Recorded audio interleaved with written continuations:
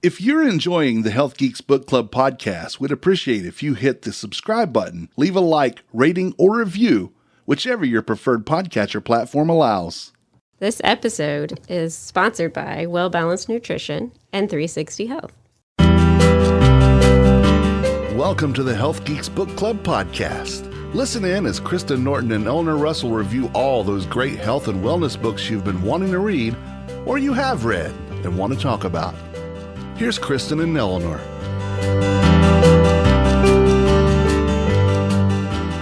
Hello, Kristen. What's up? What's up? I tell you what's up. What's up? What's up? We got a new book we just read, and this one is a substantial read. And I will tell you the title of it. It's called The Science Behind Tapping, a proven stress management technique for the mind and body. Do we know anybody that's stressed? It seems like we hear a lot of statistics. Are we anybody that's stressed? Right, yeah, there we go. So is that not a buzzword in conversations right now? So this is a topic that I was super excited to find out about. And the reason we found out about this, or I personally found it, well, let me take this back. I've done this once, but I didn't know I was doing it. I was in a meditation experience, and they said, we're going to tap. Well, then Tap dance? No, not tap, but we did the tapping thing and didn't know why or how or what was going on. It was sort of loosey-goosey. But then I come to these podcasts and I'm sitting here with my friend Kristen Norton and Tim Beeman, and they say, do you know this guy named Cyrus? And I said, no, I don't think so. Well, he does this cool thing called tapping. And you all were very excited about it. So we reached out to him and we said, what should we read? Isn't that how we got this book? That's right. He recommended this one. Yep. So we've read this book, and we've invited him to join us in another podcast. So we're going to lay some groundwork here, and then we'll get into probably a more in-depth conversation with him. But this is written by Peta Stapleton. She's a PhD and a clinical psychologist, and she was trained in Australia. She's an associate professor at Bond University, which is a non-profit private institution in Australia. Kind of interesting. And her most significant contribution has been her research to lead clinical trials investigating the effectiveness of EFT, which is emotional freedom techniques, which is what we're calling tapping. And she's applied it to food cravings in overweight and obese adults and, people with eating disorders, that sort of thing. So she speaks to lots of places. She's got TED Talks. She's got lots of resources online. I would say she is an expert in her field. So here's her book, and she's invited Joe Dispenza to do a foreword for her. And in that foreword, I found some little nuggets. Can I share them with you? Please do. Oh, and I was going to say, this book is published by Hay House. Hay House is an interesting publisher that does a lot with non-traditional health topics. And very interesting publishing house. Lots of good things. Louise Hay and friends started this. Some of you may be familiar with her. And it was published in 2019, so it also is pretty current text or book. It reads like a textbook, though. That's why I said that. Here's what they say in the foreword. All information, books, workshops, and training in EFT are intended to promote awareness of the benefits of learning and applying EFT. And so you don't need a teacher or a formal education anymore. You can use this at the hands of an experienced person, or you can do it yourself. So we'll see as we talk with Cyrus what he suggests about doing it yourself or with professional guidance, with experts. But what we're going to do is change the consciousness, and when we change the consciousness, we're going to change energy. So this is a discussion of energy fields and how we can manipulate them to better health, as I understand what we've gotten into. And so what we're looking at is things that people want to change. And so you have an experience, and then you remember the experience. And so we have to understand what remembering is. It's maintaining or sustaining those new connections to that new experience. And if you have a bad experience, your body remembers it. And so it can affect the way you relate to the world, and you're not even aware of it. And it can be very difficult for you to overcome. So you might find your way to a psychologist or a psychiatrist for help. And so they talk about the history of the therapies for people who need help psychologically. And the first wave was Freud, where you'd sit on a couch and you'd talk. And then after that kind of didn't solve everything, some of these folks said we need to have behavioralist therapies. And so Pavlov did experiments with, how dogs would salivate and would look at it's anticipating actions, and so we could change behaviors and we could change outcomes. And then when that didn't solve everything, there was a group of therapists who said we need cognitive behavioral training or therapy. And that's that's the third wave. And so this author is saying there's a fourth wave of therapy coming for psychotherapy, and it's body-based somatic therapy. And that brings us to the topic of tapping. Now, does that sort of set a stage a little bit about tapping? A little bit. I think there's a lot to explain to our listeners about what tapping is still. But yes, it's kind of a way to tap into the mind and body connection. And you were saying, like, we have these memories, and because that certain event happened, I like to say, what fires together wires together. Yes. Right. So, like, if you have a traumatic memory and you bring that up, then you're going to have that same response in your body, right? Mm-hmm. Maybe you tense up or something, or shut down. Yeah. And so tapping is a way, and from what I understand, a way to change the way your body reacts to those memories. Not necessarily get rid of the memory, right, but change the way you react, or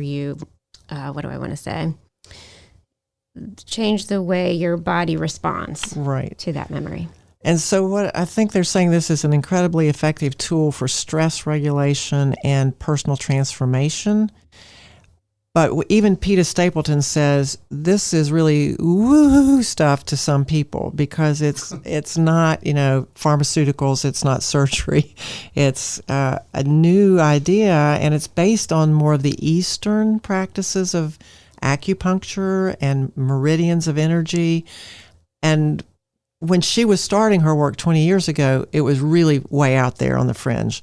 But with this 20 years of her and others doing clinical trials to bring it into the Western mindset that this stuff has evidence behind it, that we're seeing a readiness maybe for people to try this as a therapy and get good results. So I think this is a very hopeful topic. I will say I found this book extremely heavy to read. It seems to be a recounting of maybe every piece of research that was done on this topic.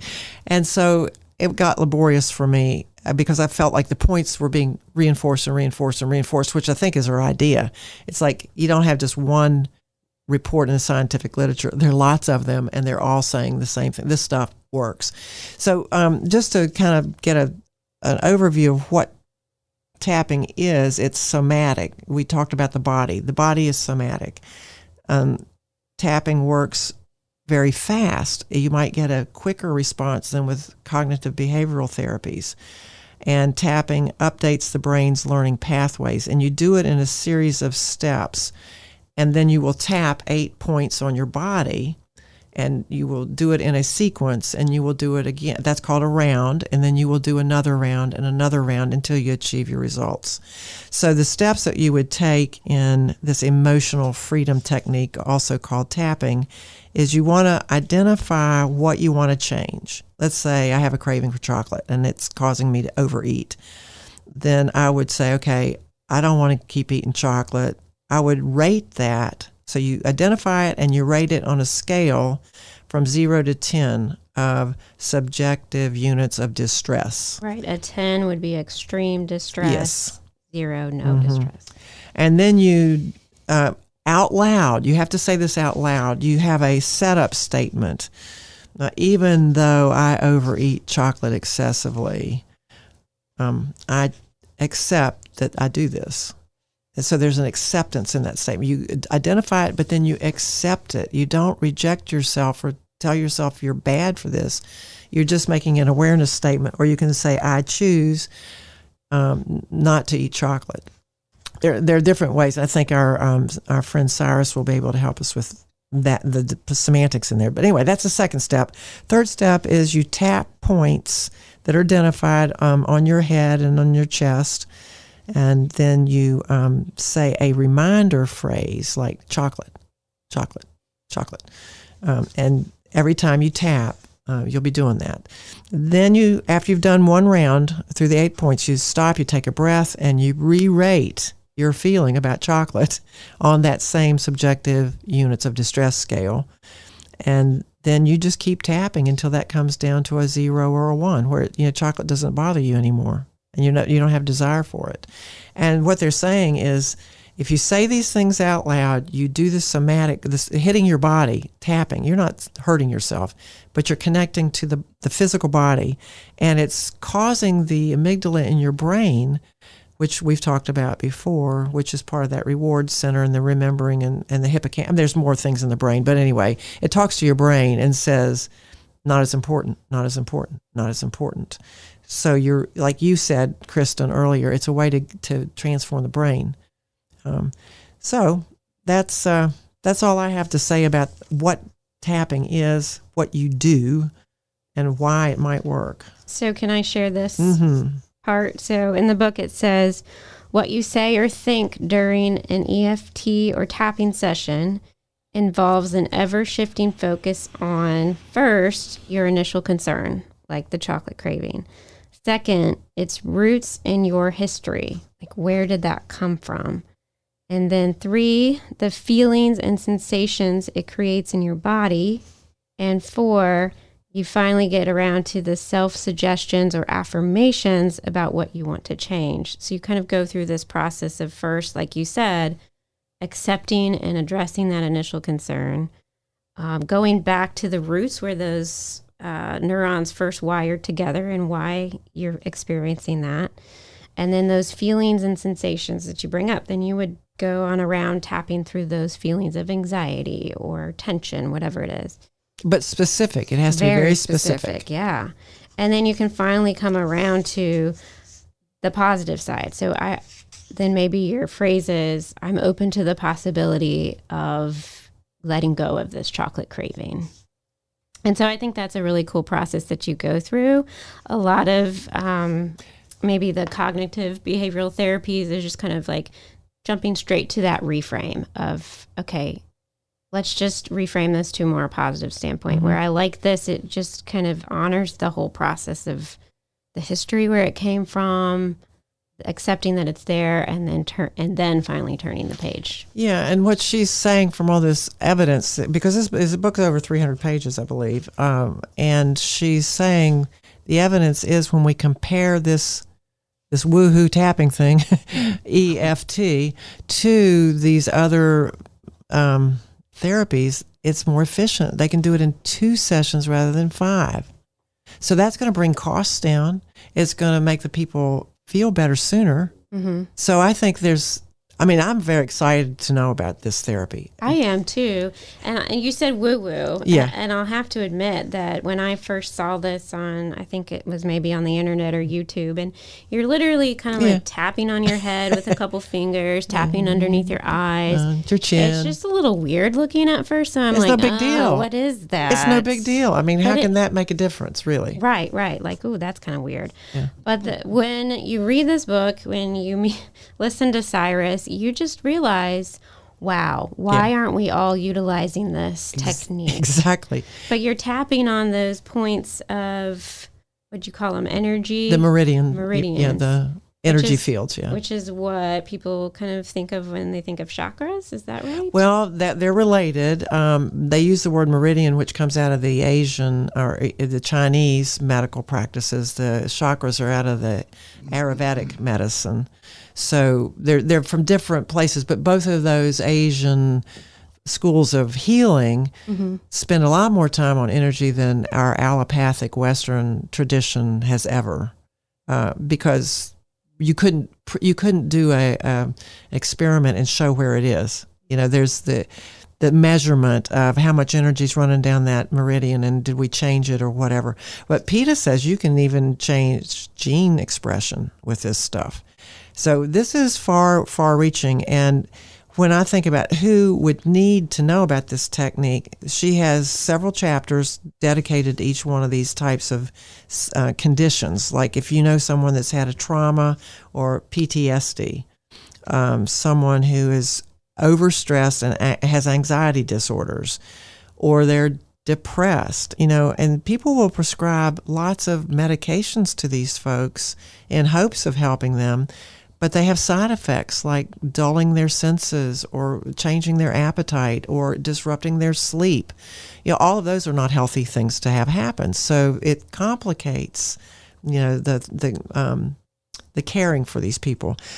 People with food cravings and weight issues, young people and students, and then a whole bunch of other conditions are highlighted here. So that's a pretty large group of people who need to know about this. Yeah, it can help a range of anybody things. out there on this podcast, we hope you will tell people to look into tapping.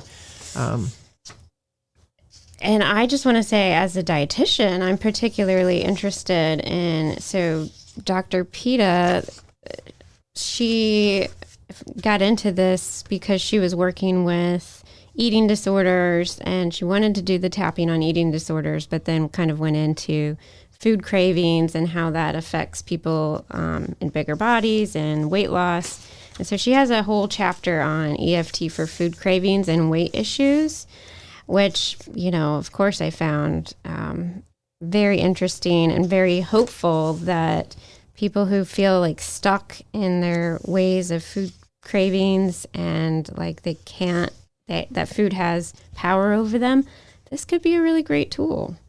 And it was interesting because she showed these brain scans. I wanted to see what you thought about the brain scans. Yeah, they're pretty impressive. Yeah.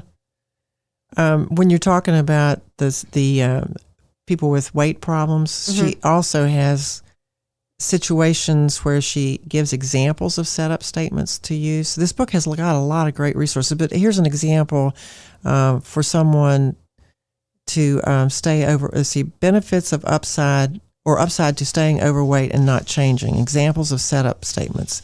Even though staying heavy, overweight, fat reduces the pressure on me so that people won't expect more, I deeply and completely accept myself. That's one way to start that statement. The other one is, even though staying overweight makes me feel invisible and safer, I choose to love and accept myself anyway. And then the reminder phrases you would use is staying heavy, less pressure, it's easier, it feels safer.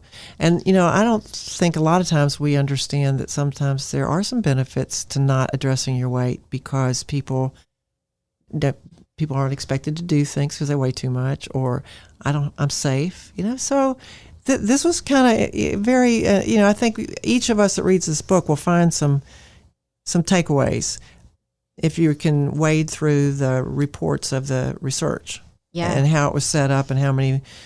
They're all small numbers of studies. I will say there didn't seem to be a large randomized controlled trial with thousands of people.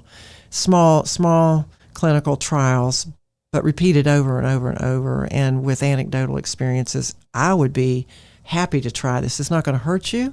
Right. There's really no risk. I don't see any downside to any risk to this at all. And her book has great resources where to find more help.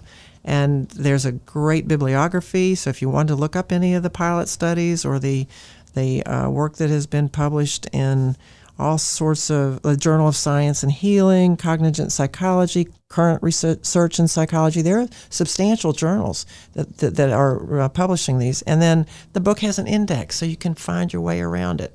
It's a very well-structured book. But you would have to get a whole new vocabulary, because they talked about SUD, EFT, TFT, EMDR, CBT, WHEE, NET, TFCBT, CAM, HADS, blah, blah, blah. And if you're not familiar with all that, you're going to get an education, which is great. I love knowing about them. But it was a study for me. Yeah. And not all of our readers out there are going to want this level of reading.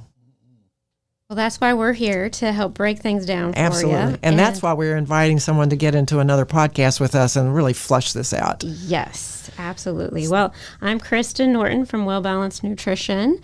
Come visit us at wellbalancednutrition.com. And I'm Eleanor at 360health4u.com, where we help people get natural supplements and environmental cleaners. And I think we want to help people stay well, so we say we're making healthy happen, and that requires a clear mind and a happy body. so stay tuned, because next week we are continuing the conversation on the science behind tapping, and we have our first ever guest. We're so excited. Yay. See you then.